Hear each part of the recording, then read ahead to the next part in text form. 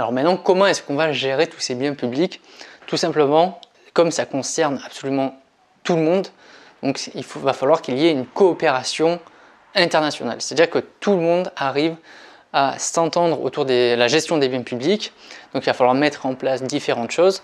La première chose c'est tout simplement les accords internationaux qui existent à propos de la gestion des biens publics, donc comme le protocole de Kyoto qui consiste à tous les États qui se sont engagés auprès du protocole de Kyoto de faire attention à leur émission de gaz à effet de serre, donc leur émission de CO2, donc de réduire leur émission de CO2.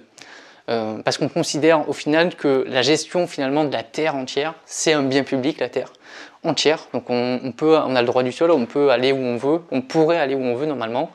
Elle appartient à tout le monde et donc on doit la gérer de manière internationale, avec une certaine coopération entre tout le monde. Donc on peut considérer que la Terre est un bien public et justement le protocole de Kyoto vise à l'amélioration de cette atmosphère, donc en réduisant les émissions de CO2.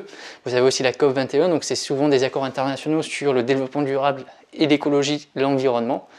Vous avez aussi des institutions internationales qui existent comme l'OMC, donc l'Organisation mondiale du commerce, le FMI, donc au niveau des ressources financières notamment, et l'OMS, l'Organisation mondiale de la santé.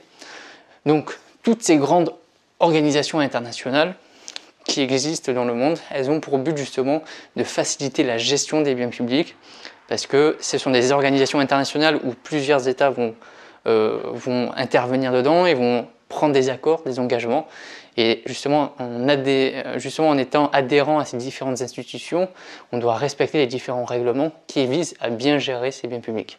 Et bien sûr, vous avez aussi des réglementations qui peuvent être mises en place pour gérer ces biens publics, comme des taxes, des quotas, des lois qui peuvent restreindre l'activité.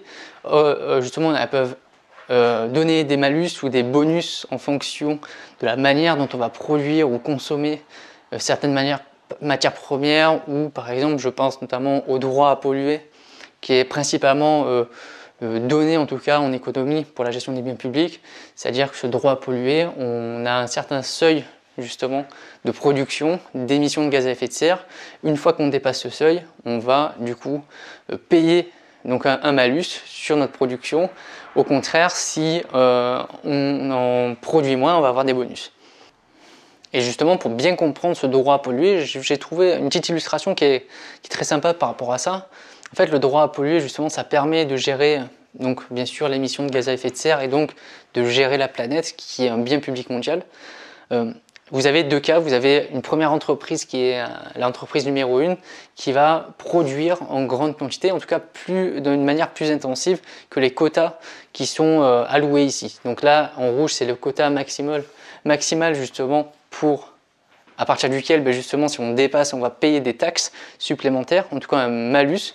Et l'avantage de ce marché du droit à polluer, c'est que ça va permettre aux entreprises justement, l'entreprise 2 qui produit moins, donc elle fait une certaine économie par rapport au quota, elle va pouvoir revendre justement et donc avoir des bonus, revendre justement cette production, enfin ce CO2 qui n'a pas été créé, le revendre sur le marché carbone justement, où les entreprises qui vont avoir un certain dépassement vont pouvoir racheter justement ces économies réalisées.